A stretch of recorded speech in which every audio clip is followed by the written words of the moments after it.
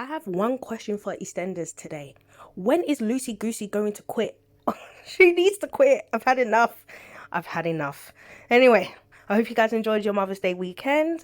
I hope you guys are chill, we're vibing, and let's get started. And if you're feeling the vibe, make your wallet hat lean to the side. And if you're Nigel woke up with a big panic this morning. Phil wasn't in the house. He wasn't there to do their usual morning bacon sarnie routine. So Nigel panicking. He ran out the house, banging on Sharon's door. He called the police, saying the police, like, he's a vulnerable person. He's unsure what Phil's going to do. Hasn't seen him for hours. He didn't sleep in his bed. It turns out Phil was at his mother's graveyard and he spent the whole night out there. But it had everyone in panic, including Sharon. And Sharon was scared, saying that she can't lose the man that she loves. Like, she can't lose any more family members she loves. Giving Phil a big hug once he entered the house. But I was like, oh gosh, Nigel. And he's supposed to wait 24 hours. But I do understand because Phil recently had a suicidal scare. So I could understand the reaction as well. So, as we know, the last episode ended with Vivani picking up something. Now, I thought it was pills, but actually it's marijuana. So she goes to Lily, show Lily the marijuana and say, come, let's go and smoke and stuff. Lily agreed. And then after, I just thought, bad apples. You literally got to keep your kids away from these bad apples. Now, I understand Ivani went through a traumatic event. However, she had a conversation with her parents. Why did she have to do this? Why is this now the next option for her? I need to understand. Someone needs to tell me, because I don't get it. But I also understand teenagers do this kind of thing, this self-destructive behavior. But yeah, not my kid. I would pull my kid away from you instantly. Now I'm starting to understand what Jack was saying about this family value. Even though, again, Jack is no place to say this, but I'm understanding why he did. So as we know, it was Mother's Day, and Ian decided to give his mother a present for mothers to eat free at Ian Bill's while she works. Ian, I'm over you. What kind of man gives his mum a present of work? What, because mothers get to eat free in the restaurant in the name of your mum, but your mum's got to serve them? Get out of here. Just get out of here. If that was my son, I would be hitting him with a rolled up newspaper and slapping sense into him, because it can't be real. Anyway, so Peter and Lauren is actually having some issues due to the fact that Peter was trying to contact Cindy during Mother's Day. He found out that she actually blocked him, so he can't get through to his mother, Miss Crow. And Lauren was just confused why he's trying when the woman is a B word. Like, why are we trying to contact her? But honestly, Lauren, I understand where Peter's coming from. You can't help it. It's your mum. Trust me, I know with an experience. It's your mum. You can't help it. You have that attachment. And it takes a while for you to let go, if you need to let go. I'm just going to go on a little tangent. Like, how dare Miss Crow block her son Peter? I am so tired of these mothers who actually do bad and you're playing victim. Miss Crow, have you forgotten your behaviour? Have you forgotten what you did the last few times you was there in Albert Square before you went and disappeared? Yeah, you got clocked to the back of your head, but honestly, you deserved it. You were sleeping with your ex-husband's son, your daughter's brothers, behind your son's dad's back, which is your current... well, what's your current husband? It's just a mess. It's just a mess. Not to mention you was giving pills to Lauren, who you know is an addict, but for her to keep your dirty little secret, and she's pregnant. When you try to go through this triangle, this circle, this tree of mess, Cindy, there is no way you're a victim in this circumstance. So you have the audacity to be blocking people like anyone has done anything to you. So after everyone left Phil's house because of the scare Nigel gave them, Nigel wanted to have a little sit-down talk with Phil just to say, like, did you hear Sharon say she loves you to the police officers? They're like little teenage boy with this conversation, honestly. And Phil was like, yeah, but it was just a figure of speech. And Nigel's like, no, that woman loves you. So now Nigel has just gone and put that in Phil's head about Loosy Goosy. Sharon had a sit-down conversation with Denise, expressing how she was really scared and concerned about Phil, and she is still scared and she's worried that one day he still might go and do the suicide attempt. Denise explained to her, like, there is nothing you can really do when people have mental health. The best thing you can do is just be there for them. You can't try and change their mind. If they believe the sky is red, to them the sky is red. So Sharon thought, okay, then let's just do a little event. Let's bring all the kids to Phil's house and just have a nice little celebration with him.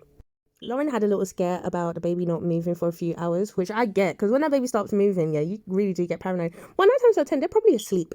Anyway, she just expressed to the nurse, like, look, I've popped pills, so many pills in the beginning of the pregnancy, so she's worried that that has damaged the baby. The lady did do the scan on the belly. The baby is fine. There's nothing wrong. However, it was a bit sad because I felt for Lauren. It's Mother's Day and you're by yourself in the hospital when Peter should be there with you. Phil had a conversation with Ben. If you guys don't remember, Ben is currently in America in prison for doing credit card fraud. So after the conversation he had with Ben, Denise came out to check on him and they had a little sit-down conversation. I love it when Denise talks to Phil. She is no beat around the bush. She really keeps it straight with him. The conversation was just about him unsure if he's truly well, and obviously this pity party that everyone went and created for him. And Denise is like, well, all the mothers of your kids has come here to visit you and you're calling it a pity party. Then Phil was like, okay, I'm sorry, thank you guys for coming. And Denise is like, if you're questioning your sanity, if you are well, it's kind of a good thing because you're trying to monitor yourself. I thought it was a good little conversation between them two, is why I'm mentioning it. Great. So Avani and Lily did go off and smoked whatever it is that they had. And honestly, I just think this is really ridiculous. They're walking down the alleyway laughing their heads off because, you know, that is the effect of marijuana. Now, I'm so disappointed in Lily. Lily, you is a mother. Not to say that, you know, there's not mothers that smoke and stuff, but it's also about your age. You guys are both smart enough to know that this is not okay and you guys shouldn't be behaving like this. I understand for Lily, your father is dead, and again, I understand for Avani, you went through a traumatic event, but is this the way to go through it? Is this the way to go about it? How is this going to help anyone besides getting yourself in trouble, putting yourself in a situation that you shouldn't be in? Anyway, Avani basically picked her guts out on the side of the road because, you know, she couldn't handle what it is she was smoking. So let's see what happens tomorrow's episode in regards to them smoking the marijuana. This was a cute moment for Phil, and he definitely deserves it, being around the kids that he has left around him and also the baby mothers. Like, this was really cute for him. Obviously, everyone was getting ready to leave. Nigel and Denise decided to take Albie so Sharon and Phil can be alone. I wonder what's going to happen. This lady sat down to watch Ian's business, even though she was sitting there eating the food. Before she left, she was like, look, I left a horrible review for you because I think you're disgusting. Ian went to look at the review. It basically said that he has a old pensioner working for him, not to mention a pregnant lady working for him, not to mention him making a disgusting comment about breastfeeding and how vulgar it is he speaks to his customers. I said, whoa, well, clock that tea, because sometimes, yeah, you expect people to give you the money, Ian, but then you be talking to them like trash. Although most women ate for free that day. I should have went. I needed free food. Oh. Peter forgot to go to the scan with Lauren, and what was his excuse? He's basically trying to look for his mother. He contacted some people and they can't find Miss Crow Cindy, so Peter took it upon himself to go and look for her, and Lauren was not having a ball with it. She's like, how many times this witch woman has to come between us? You picked her over coming to your own child's scan. Now, Peter, and not to say you shouldn't look for your mum, however, could that not wait after the baby scan? Could that not have waited? No, you wanted to do it straight away. Your man was all for it and you wasn't thinking. If I was Lauren, I'd be upset with you too. I would even be talking to you. My legs will not be open for you that night. And that's what I'm saying. And here we are. Loosy Goosy doesn't know how to quit. How'd you end up kissing up Phil? How are you doing this to the man? Well, you know what you did. It's not long ago you was under his brother. It was not long ago you was under his cousin. And now you're kissing him. Like, come on. Especially how you know Phil's mind is vulnerable. And this is what you do. You've lost your mind. Sonia and Bianca had a conversation with this lady. She read what she put down in the review for Ian. They laughed and, you know, thought it was very funny. The lady offered for them to go and have a drink. Bianca went. Obviously, Sonia didn't because she has the baby. As Bianca walks in the bar, the lady gets on the phone and says she's in. What does that mean? Who are you? I'm so sorry, but who are you? What's your name? What are you about? What are you in? What do you mean you're in? So I'm starting to think it may have something to do with Ratty Dirty Murderous Reese. Are you a reporter?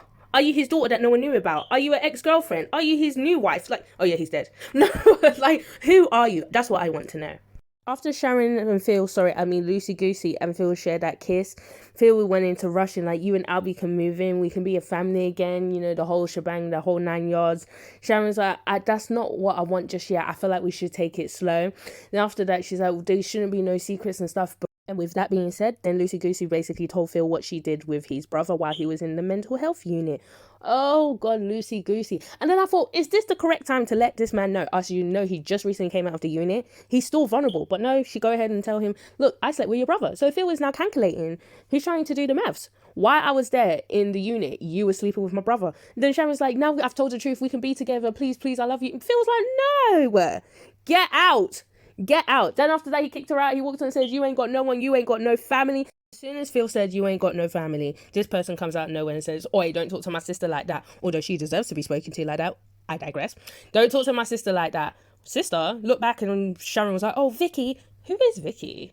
I understand Vicky is Michelle's daughter that she had with Den, which is Sharon's father. So yeah, that's her half sister. But sorry, where have you been when your sister was sleeping with everyone? Anyway, we move on. That was the end of the episode. I'm assuming Vicky's there for Martin's funeral. Sharon's now got a sister. See how that goes. Lily and Vani, I hope they pattern up and stop this silly behaviour. And Phil, you made the right choice. Peggy always said that Sharon was a cancer in the family. Please, leave that woman alone. Loosy Goosey is not for you. She is too loose and too goosey. Anyway, I will ramble to you guys tomorrow. Please like, comment, share, subscribe, do all the things that people say to do. And I'll ramble to you tomorrow. Bye. And if you're feeling the vibe, make your wallet hot, lean to the